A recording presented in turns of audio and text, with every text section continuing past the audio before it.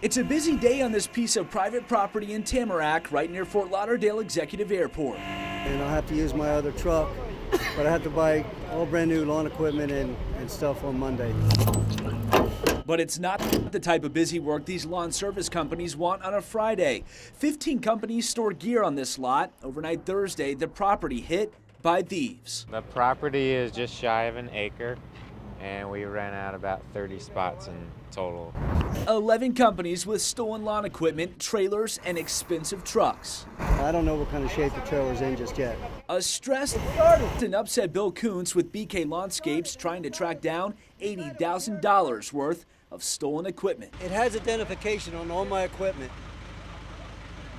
I don't know where they're going to get rid of it. Thursday night, Broward Sheriff's detectives say an unknown number of people hopped a 10-foot fence, and using one of Bill's trucks, they gunned it through the front gate. I usually put a boot on my wheels. They saw it through the boot, and I put a club on my steering wheel. They saw it through the steering wheel, and then they broke that column and they hot wired that to start the truck up. With the 10-foot gate knocked down, it then turned into a game of grab and go. One pricey target, these white trailers. From the crook's perspective, this is how they were able to steal some of the smaller items here on this private property. They took these ladders stashed around the property, put them on the side of these small trailers, climbed up on top, and like the lid of a sardine can, they peeled back the thin tin layer, stealing small equipment from the inside. The edges, and they took all of them. In Bill's case, they stole his entire trailer full of equipment.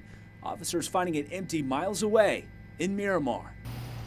As cops work the case, these businesses work to rebuild from the ground up. They know what they're doing. In this day and age, this is what's going to happen to anybody at any time. Just can't, it's hard to prevent this kind of stuff going on. The American Airlines Arena is now upgraded. This is what the Miami Heat have been waiting for all year, the NBA Finals. But first, they had to meet the press. Wednesday afternoon's shoot-around session centered around Media Day, a 30-minute chance to get the thoughts of players and coaches, and in some comedic cases, get their attention. LeBron, I'm here, Guillermo, your favorite Mexican friend. You're very strong. Have you been working out? Both the San Antonio Spurs and the Heat meeting with the media. For the NBA's lone remaining players, this is not their average day on the job. How much crazier is it with this team and this environment? Oh, it's a lot more crazier, especially when you're picked to pretty much win it all. We have no reason to have this much, no recognition, if you want to call it. I'm guessing it doesn't get old, huh? Nah, it never gets old. And it's not like this is just the media from Florida, Texas, the sports community all across the country. This spectacle is seen all over the world. Who's the biggest superstar in China? Oh, I think LeBron. Still LeBron, Yeah, huh? still LeBron and D-Wade. For us in Miami, this is a no-brainer to cover. Is that the same internationally around the world? I think people in the United States probably don't realize how big basketball is globally. I forgot how it looked and how it was, the podium, having so many people around. It's all a clear reminder for the next 2 weeks. They are the focus of the NBA Finals and the basketball world. They are the sounds of a Game 7. How can I help you? The cheapest ticket I have is $1,300. Totally busy. For the fans, at least, trying to scoop up the last-minute historic tickets. That is, if they can afford it. You would pay anything, you say? Anything I have in my pocket, I don't know, 2 credit cards, maybe I can get the ticket. Only credit card. Teenager Alex Vlad says he'll pay anything to be at the last game of the season. Is that coming out of your college fund? Hopefully not. Across the street from the American Airlines Arena, the ticket brokers at White Glove International think it is such a hot seller they may run out of their supply. My personal phone is ringing off the hook. So by now you're probably wondering, how much is it going to cost to get in here Thursday night? Here in the 100 level, at the bare minimum, you are likely to pay at least $1,000 a ticket. Here in the 300 level, it is at least $600, and even a little bit more up top in the 400 level, you're probably talking $400. It is a far cry from stretching out your feet and being right here courtside. Tickets, though, can still be had. The cheap ones, cheap, are $25,000. Back out to Allen. His three-pointer. Bang! The key matchup until tip-off for those looking to buy is supply versus demand. Do you see prices going down? I've never been a part of a Game 7, so I can't. I don't know. I can't answer that question for you. This just may be the most sought-after South Florida sports ticket in 15 years since the last Game 7, the Marlins in the 1997 World Series.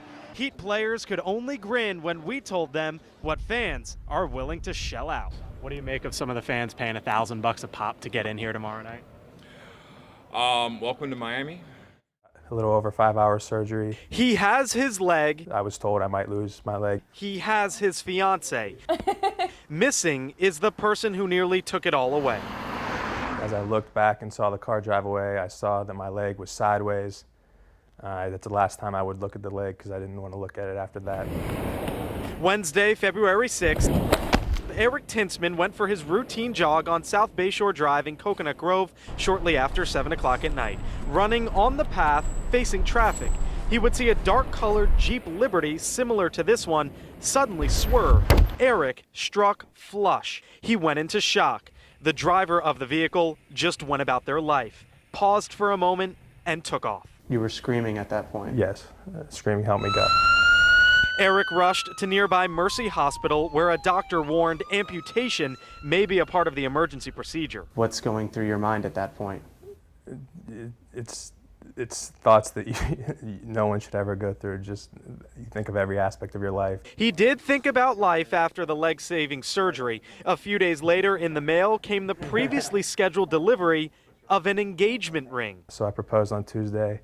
I literally had to ask her to help me get on one knee, because she's been helping me out with all the process and all the things that go about not being able to move. And she got me on one knee, and she said yes, thankfully. All Eric, his fiance, and their attorney want at this point is for that driver to come forward. It should be as simple as that if that driver's willing to do the right thing. But if not, we're looking to the community to do the right thing for Eric. Don't continue to make a mistake. Turn yourself in so we can have some finality to this. On Mother's Day, Sharonda Ingram wanted to be close to her grandmother. Wish her happy Mother's Day. Just talk with her, let her know what's been going on with the family or whatever. But at the Evergreen Cemetery in Brownsville, she did not find the peace she was looking for. Seeing something like this, you don't even want to come back here, and it shouldn't be that way. This is what she found, some open graves. Most of the hundreds of graves here in this older cemetery are caskets encased in cement vaults. But this casket is cracked open, and it does not appear to have a body inside. I mean, that's scary. Like, who does that? A few grave sites away, a vault is shattered, and there appears to be no casket inside here. Sharonda Ingram says while looking for her uncle's graves, she saw this, animal bones, on the ground and on a grave. A bag that appears to contain rotting flesh of some kind, and a bag of feathers.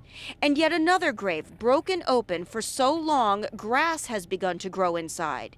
She wonders what is going on here after dark.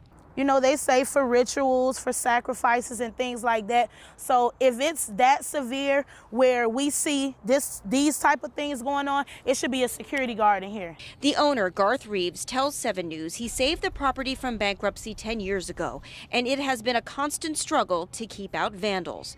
Sharonda Ingram hopes the small, peaceful spots here will not be overshadowed by the rest, and that her grandmother, Eloise Esther Ingram, and all the veterans and others who have passed away can be surrounded at some point by beauty. And I believe my grandmother sent me right there. Like, that's someone's loved one, and they need to know what's going on. And I just made that promise to my grandmother, like, I'm not gonna let this go.